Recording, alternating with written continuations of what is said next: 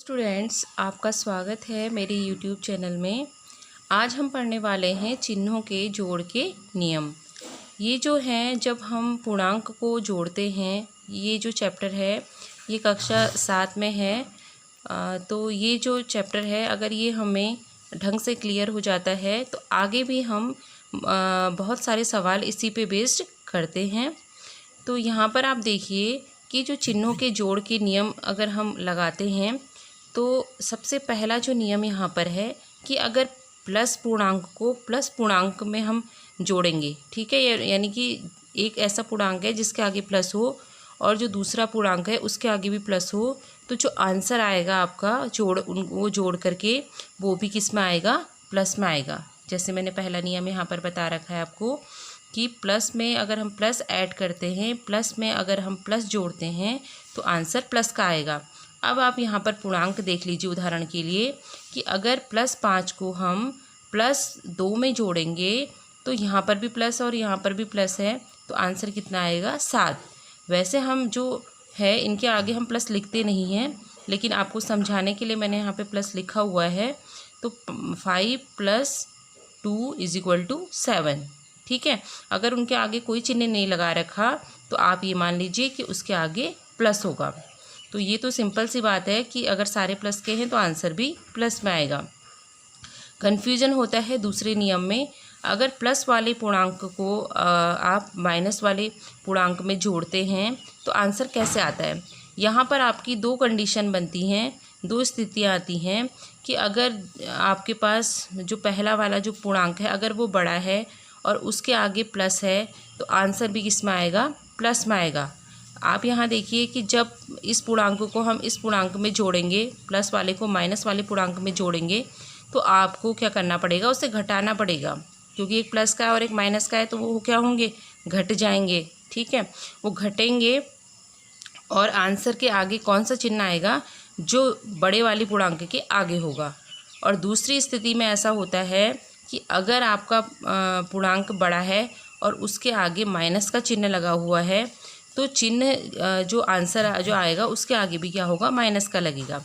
जैसे मैंने यहाँ बोला कि अगर पूर्णांक बड़ा है उसके आगे प्लस है तो आंसर भी प्लस का आएगा। अब पूर्णांक बड़ा है और उसके आगे माइनस का चिन्ह लगा है तो तब भी ये वाली कंडीशन आएगी कि आंसर माइनस का आएगा। तो यहाँ पर हम माइनस में प्लस जोड़ें या प्लस में माइनस जोड़ें, आंसर इस हिसाब से ही आएगा। इस तरीके से हम इसको लिख सकते हैं। तो आंसर कैसे आएगा, अगर ये पूर्णांक बड़ा है तो ये प्लस आ जाएगा, अगर पूर्णांक बड़ा है तो यहाँ पे माइनस का चिन्ह आएगा। इस तरीके से आप करेंगे। अब हम यहाँ पर पूर्णांकों से इसको दिखाते हैं कि अगर धनात्मक पूर्णांक आपके पास 5 है, आप उसमें जोड़ रहे हैं -2, तो आप ये देख रहे हैं कि जो 5 है वो 2 से बड़ा है, ठीक है, और इसके आगे +5 है और यहाँ माइनस है। तो आंसर कैसे आएगा, 5 यहाँ पर 5 की 5 उतरेगा, प्लस की जब माइनस वाले चिन्ह से गुणा की जाती है, क्योंकि ये ब्रैकेट में है आप देख रहे हैं, तो यहाँ पर 2 चिन्ह हैं तो क्या होना चाहिए, एक चिन्ह होना चाहिए। तो प्लस और माइनस जब गुणा होते हैं तो माइनस आता है यहाँ पे। तो 5 में से आप 2 घटाएंगे तो कितना आएगा, 3 आएगा। अब आप ये देख रहे हैं कि जो बड़ा वाला पूर्णांक है उसके आगे प्लस है तो यहाँ पर भी प्लस ही आएगा। तो ये आपकी पहली कंडीशन यहाँ पर लग गई। अब दूसरी कंडीशन आप देखिए कि -7 में आपको प्लस का 3 जोड़ना है, ठीक है। तो यहाँ पर आप देखिए कि जो बड़ा वाला पूर्णांक है उसके आगे क्या है, माइनस है, ठीक है। अब यहाँ पर आप देखिए प्लस और प्लस की जब गुणा होती है तो प्लस ही आता है। तो -7 + 3 करेंगे और उसके बाद एक माइनस का एक प्लस का है तो उसे हम घटा देते हैं, ठीक है। हालांकि हम जोड़ कर रहे हैं लेकिन यहाँ पर स्थिति बन गई कि एक माइनस का एक प्लस का है तो एक घटेगा, और घटने पे क्या आएगा, 4 आएगा। 7 में से आप 3 घटा लीजिए, 4 आता है। अब चिन्ह की बारी देखिए कि कैसे आएगा चिन्ह। अब जो बड़ा है उसके आगे क्या आएगा, -4 आएगा यहाँ पे।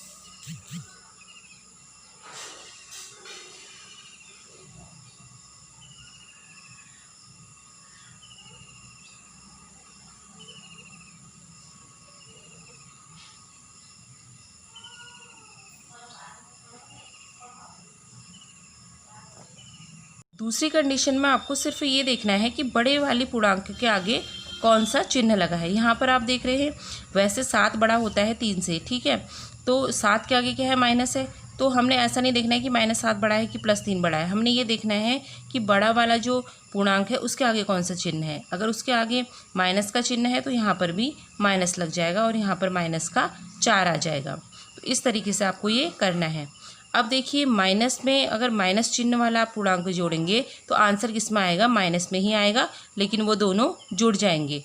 अब यहाँ पर एक उदाहरण देखिए कि -3 में अगर आप प्लस करेंगे -3 जोड़ेंगे -3 तो आंसर क्या आएगा, -3 बराबर 6। उनको जोड़ दीजिए आप और आंसर क्या आएगा, माइनस का ही आएगा। क्योंकि आप यहाँ देखेंगे प्लस और माइनस जो है वो क्या हो रहे हैं, गुणा हो जाते हैं और ये माइनस आ जाता है यहाँ पर। तो ये क्या आ जाएगा, -3 कितना आ जाएगा, 6 आ जाएगा और वो भी माइनस का। तो ये हमारे नियम है कि प्लस में अगर प्लस जोड़ते हैं तो प्लस का चिन्ह आता है, प्लस में माइनस जोड़ते हैं घटेगा, लेकिन बड़ा पूर्णांक के आगे जो चिन्ह होगा वही लगेगा। फिर तीसरा है कि माइनस में माइनस जोड़ते हैं तो चिन्ह माइनस का ही आता है। तो ये हमारे चिन्हों के जोड़ के नियम हैं और ये हर विद्यार्थी को आने चाहिए। ठीक इसी प्रकार हम गुणा के नियम भी करते हैं चिन्हों वाले, उसमें भी इसी प्रकार के नियम लगेंगे, लेकिन थोड़ा सा इसमें डिफरेंट होगा। वहाँ पर आपने देखा प्लस में अब चिन्हों के गुणा के नियम जब हम करेंगे तो प्लस में प्लस की गुणा जब करते हैं तो प्लस ही आता है। उधर भी आपने देखा प्लस में प्लस जोड़ा तो प्लस आया। अब देखिए +2 को गुणा करेंगे +3 से तो आंसर किस में आएगा, प्लस में ही आएगा, 6 आ गया। अब प्लस की अगर माइनस से गुणा करते हैं तो आंसर हमेशा माइनस आता है, और माइनस की जब आप प्लस में गुणा करते हैं तब भी माइनस आता है। 3 में 2 की गुणा करिए आप -2 की तो -6 आया, -2 में 3 की गुणा कीजिए तो -6 आया, ठीक है। अब वहाँ पर देखिए जब माइनस में माइनस जोड़ा था आपने तो माइनस ही आया था जब जोड़ेंगे आप, लेकिन अब आप यहाँ क्या कर रहे हैं, गुणा कर रहे हैं तो चिन्ह बिल्कुल बदल जाएगा। माइनस को माइनस से गुणा करेंगे तो प्लस हो जाएगा। यहाँ पर देखिए -7 में अगर -4 का गुणा करेंगे तो कितना आएगा, 28 आ गया गुणा करके, और चिन्ह माइनस और माइनस प्लस हो गया। तो इस बात का आपको ध्यान रखना है कि प्लस में प्लस की गुणा करेंगे तो प्लस आएगा, प्लस में माइनस की गुणा करेंगे तो माइनस आएगा, माइनस में प्लस की गुणा करेंगे तो माइनस आएगा, और माइनस में माइनस की गुणा करेंगे तो प्लस आ जाएगा। तो इस प्रकार आप चिन्हों के गुणा के नियम भी कर सकते हैं और चिन्हों के जोड़ के नियम भी कर सकते हैं जब आप पूर्णांकों को जोड़ेंगे या गुणा करेंगे।